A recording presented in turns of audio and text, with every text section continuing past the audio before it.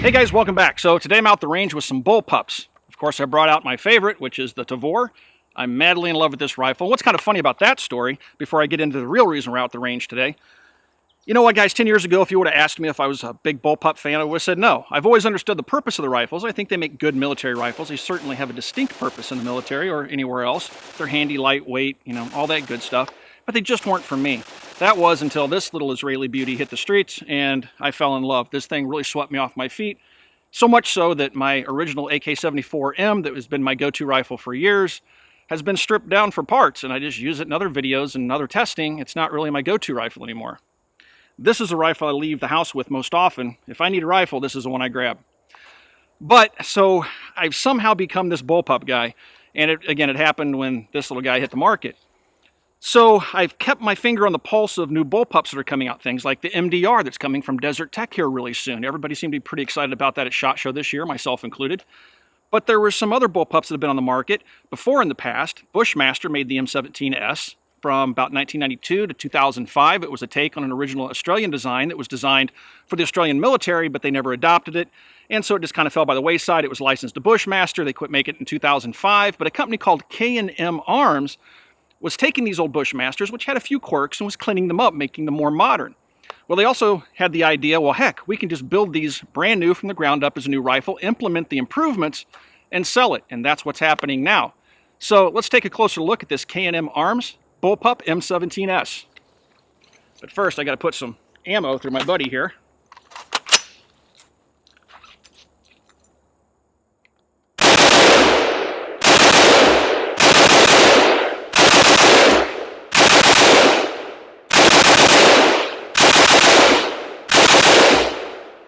Oh, I love this rifle.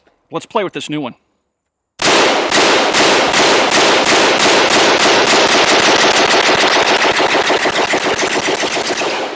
Here it is. Now, as you can tell from looking at this M17S from K&M Arms, it looks very similar to the original Bushmaster that was manufactured here in the States for a number of years. It has a all aluminum body. It looks like an extruded aluminum upper receiver. This one has an aluminum lower receiver, which separates it from the original Bushmaster, which used a polymer lower receiver. It uses a number of AR-15 small parts, springs, pins, things like that. And it has a similar AR-15 pin pattern here for the trigger mechanism, which is back here. You'll notice it has a slightly different profile than the original Bushmaster. The magazine well comes down further. And it also has a soft rubber butt pad. The original Bushmaster had just a hard plastic piece back there. You'll notice it also has quite a bit more ventilation than the original Bushmaster. It's open in the front. And these ventilation holes on the side double duty as mounting points for 1913 rails and other accessories, including quick detach points, which it also has two of in the rear of the stock here. You can see another one over here.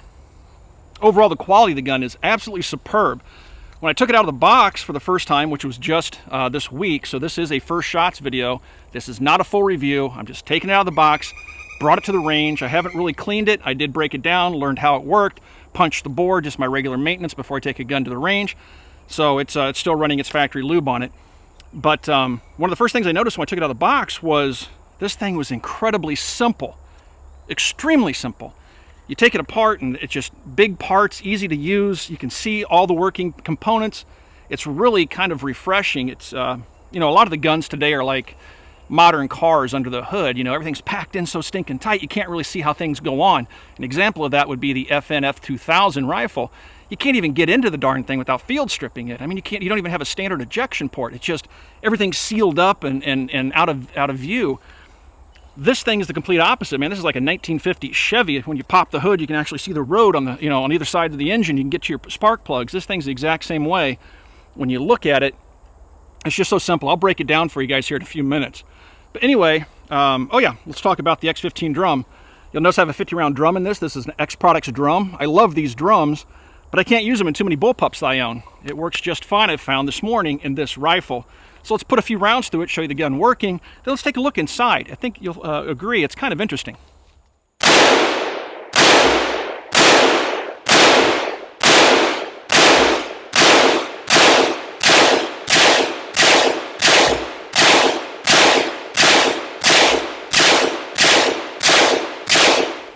Now, one of the things that the original Bushmaster had a problem with that really hasn't changed much with the new M17S from K&M Arms is the fact that, of course, it's all metal and it holds heat. This thing, I've put about 100 rounds through it here fairly quickly, and it's warm. I mean, it's really warm to the touch. Now, down here around the pistol grip, I'm not feeling the heat, but certainly around the front of the gun, it's almost too hot to hold.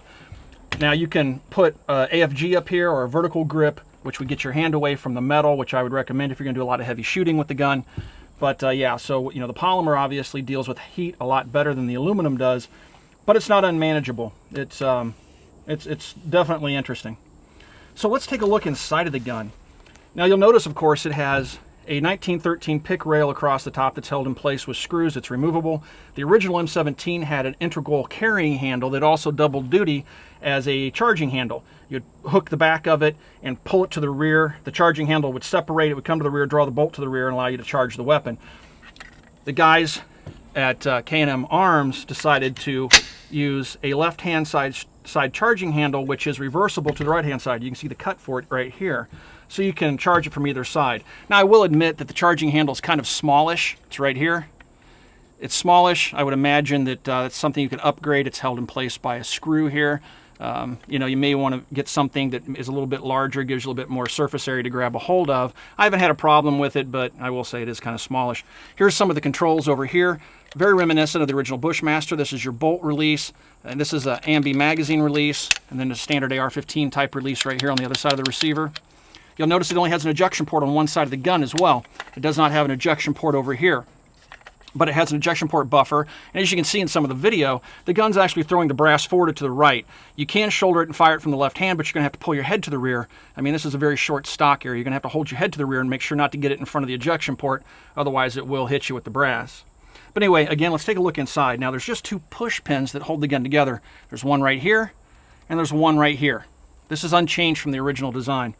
So you just push these pins. They're captive, which is nice. I go ahead and I'm going to check the chamber here really quick. I found that the hammer drops when I field strip it, so I'm just going to go ahead and drop the hammer. And then push the front pin out. Again, they're captive pins. And now the gun will just separate from its two halves. So you have the lower receiver here, and you have the upper receiver here.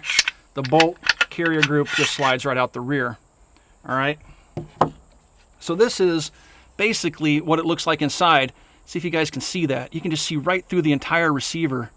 You can see everything inside the gun. It's just really, really open.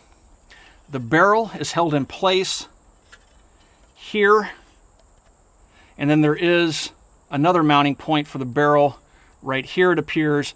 So it isn't a free-floated barrel. It's clamping the barrel here, and it's holding the barrel back here as well. Now you can see the profile of the barrel. It's kind of a medium contour profile. The barrel is melanite treated. This one has a 1-9 twist. They say that they may actually offer a 1-8 and a 1-7 in the future for those people that want it. I personally don't have a problem with the 1-9. It is a 5.56 spec chamber. Again, I don't have a problem with the 1-9. I shoot primarily 55 grain and 62 grain ammo, just what the cheapest stuff I can find is. A lot of times that's just Wolf 55 grain, the new gold stuff primarily, which is M193 spec. And the 1-9 stabilizes those bullets outstandingly well, all the way up to 62 grain. But if you're shooting heavier bullets, shooting tracers, things like that, 77 grain match OTMs, you're probably going to want to have a faster twist like a 1-7. So anyway, the lower receiver right here is all aluminum. Again, that's a departure from the Bushmaster gun. You can see inside, AR-15 type trigger mechanism. I believe even the springs are AR-15 springs, so you can change your pull weight if you want. Now, it does have an adjustable trigger. This trigger is super lightweight. Right now it's set to 4 pounds or so, they tell me. I'm going to test that here in a second, but you can adjust that trigger pull weight with an Allen wrench from anywhere from about 3 pounds to about 5.5 pounds. So it's a very light trigger, easily the best trigger I've ever seen on a factory bullpup. This thing will make an AR-15 blush in terms of how nice the trigger pull is. It's hard to believe, but it's true, guys. At least in this rifle, and this is a production version, I'm told, this trigger is outstanding. You'll notice the trigger bar, again, it's very simple, has a cross block safety here. So you just hold the gun like this. You would push the button for fire, from the other side for safe. Has a transfer bar. And much like the Tavor, one of the reasons the Tavor has such a nice trigger albeit heavy, is the fact that it pulls the sear versus pushing it like the Steyr or the FS2000. This gun also pulls the sear. I'm going to pull the trigger. You can see it pulling the sear right back here. And it just makes for a super clean, no slop trigger. Very, very nice trigger. All aluminum. They tell me that it's actually lighter than the Bushmaster, the original polymer Bushmaster lower, even though it is aluminum, which makes it more rigid, obviously. And then we have the bolt and carrier. Very stumpy little bolt carrier, dual recoil springs. Very simple, and it uses a tri-lug bolt. Now, this was the original design of the original M17 that was tested by the Australian military. The Bushmaster guys took some liberties with the design from the original, and they went with an AR-15 type bolt. K&M Arms has gone back to the original tri-lug bolt, which is actually a very strong, sound design, and it comes from the original Australian Leader T2 rifle. I think was the first rifle to use this particular design. But it is compatible, at least what I've found so far, with pretty much all AR-15 magazines, including the drums.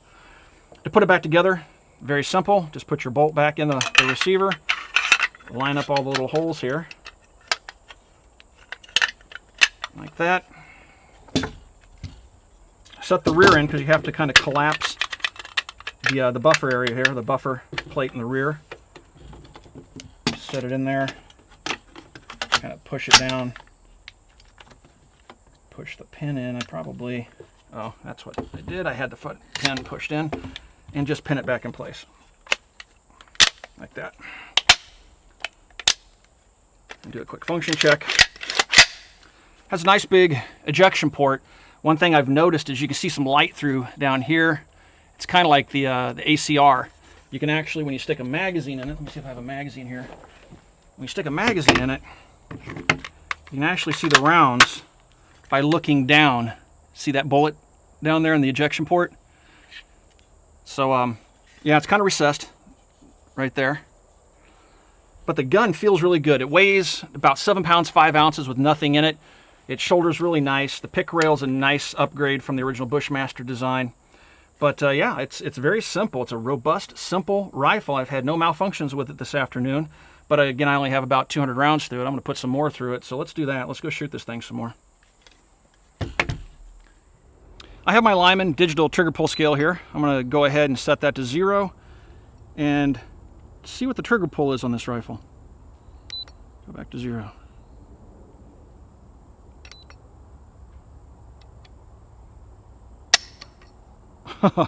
Wow. Okay. 3 pounds, 3.3 pounds. Let's try that again. It does feel that light. Now again, this trigger is adjustable with an Allen head wrench. I'm going to say this is probably still in the 3 pound neighborhood. 3 pounds again. We'll do one more.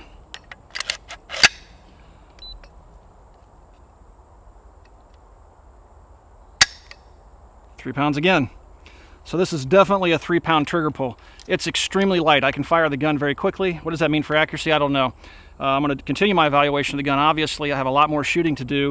I'm going to take this thing out to the long range and just see how well this thing shoots groups. I'm guessing it's going to shoot pretty well if that barrel can hold up. Now, again, it is a nitrited barrel, so it doesn't have the chrome lining, but the nitrite is a very durable finish. I actually prefer nitrite treatment to a poorly done chrome job. So hopefully it shoots really well. I'm hoping it does. That trigger certainly can't be faulted in any way whatsoever. When I'm testing new rifles, I like to see what magazines they work with, especially when we're talking about a rifle that uses standard AR-15 magazines like this rifle does. So I've brought out a couple of different magazines today. First one I grabbed out of my pocket is this second generation PMag. Does not have the over insertion shelf on it. Again, second generation. Have 20 rounds in it. I'm gonna stick it in the gun. Now when you stick the magazine in the gun, I have the bolt lock to the rear. You have a bolt release that's right here. Just hit that bolt release and it chambers around. Now also there's a safety right here in the front. I just take my index finger and reach up and push that safety off. Actually I already pushed it off. Just push it right with your index finger there. There you go. And it's ready to fire. So let's put 20 rounds through it here with the second generation PMag. Now this thing's getting pretty warm. I've been out here shooting. I got a couple hundred rounds through it. And that thing is just too hot to hold on to right now.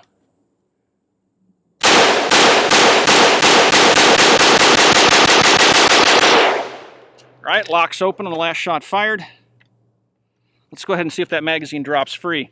Now it is an ambi magazine release, so I'm going to push on the magazine right here, release, and that magazine drops free of the gun. Lancer 5, 20 rounds, Wolf Gold. Let's see how it does. Woo, that's warm.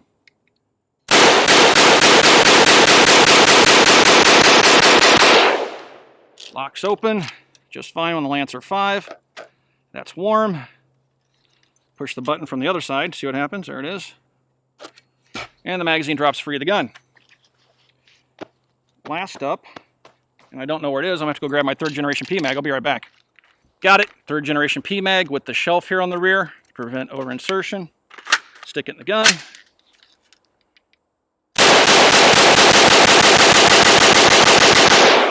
And again, it locks open just fine, 20 rounds. So that's 60 rounds fired in this string. The gun is smoking hot. Let's see if I have my thermometer with me, man. Woo! That sucker's warm. Something to keep in mind.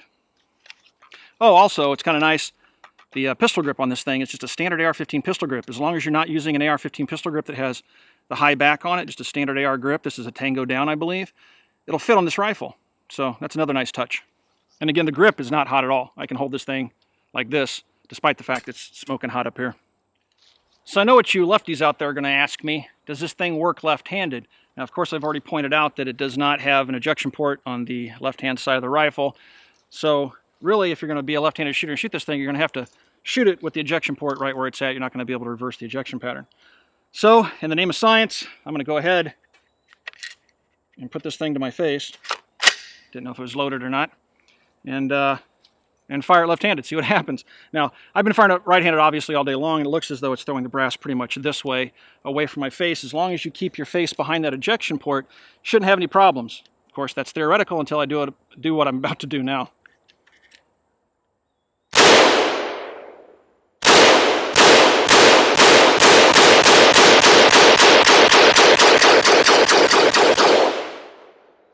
There you go, locks open. So I could feel the brass kind of moving around in front of my face. Nothing really actually hit me head on. So yeah, it can be shot left-handed. Is it ideal? No, not really. Also, the safety is reversed, obviously, when you're shooting left-handed. As a right-handed shooter, I push that button. It works just fine, but if I'm reversing that to put it on fire, I'm going to have to do that to put it on fire. Anyway, there you have your answer. All right, guys, it's time to tie things up today for my first range trip with the new M17S from K&M Arms. It's been a good range session. I've had a good time with the rifle. I found it to be 100% reliable. I've only used one type of ammunition in it so far, and that is the Wolf Gold, which is 5.56 spec ammo out of Taiwan. It's ran 100%, again, about 400 rounds, so no problems whatsoever. Ran with all the magazines I brought out, including the X Products 50-round drum. And I'm really looking forward to doing the accuracy testing, which I'll do at my next trip to the long range out at Young's Long Shot. I'm looking forward to doing that, hopefully maybe next weekend. So I'll bring you guys along for my continued evaluation of this new rifle. Right now they are available. I think they're shipping in small numbers. You can pick them up for $1,800. So yeah, they're a little bit pricey, $1,800. If you pay for it with a credit card, you're going to have a 3% fee, which is going to bring it up to $1,885, and there is a $30 shipping and handling fee. Right now, you can only get it from K&M Arms. It's not available through dealers or distributors at this point. That may change in the future. So, what do I think of it so far? It's an interesting rifle. It's certainly a quality built piece. And it's interesting. I grew up in the 90s. I remember the Bushmaster M17s. I remember some of the quirks that the rifle had. This seems to remedy a number of those quirks. The trigger on this thing is absolutely phenomenal. I hope that translates into superb accuracy, but that's yet to be determined. If you guys have any questions about this rifle, you can ask those questions on our Facebook page. You can find us on Facebook at facebook.com/military arms. Also, please swing by and check us out on Instagram. I'll put a link to all that good stuff down below. And if you get a chance, please swing by and check out coppercustom.com as well. Thanks for watching, everybody. We'll talk to you guys soon.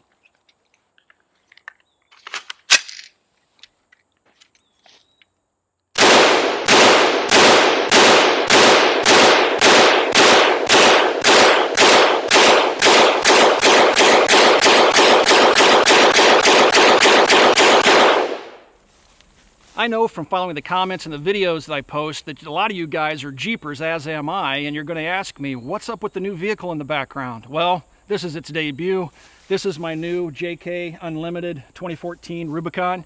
It's the Jeep that's going to replace the old green one. I'm retiring that Jeep, and I'll probably wind up selling it here soon. You'll probably see this in future videos going forward. I tend to hold on to my Jeeps when I buy them. Again, the first one that you saw on the channel, it's been with me since the beginning, is my old 2000. This one I plan to hold on to here for quite some time. I have some modifications planned for it. I will be lifting it up. I'm probably going to go into AEV lift. I'm going to put 35s on it and a winch, maybe a different bumper. Just stick around. If you're a Jeep guy, you're going to see the evolution of this bad boy. The guys are jokingly calling it peaches. Now, it is dune colored, but the guys at the gun shop are saying it's peach colored, so its nickname right now is Peaches. If you have a better name for my Jeep, go ahead and post that name or suggestion down in the comments below. Who knows, maybe I'll rename it to whatever you suggest. But right now, it's lovingly called Peaches. Please give me a better name.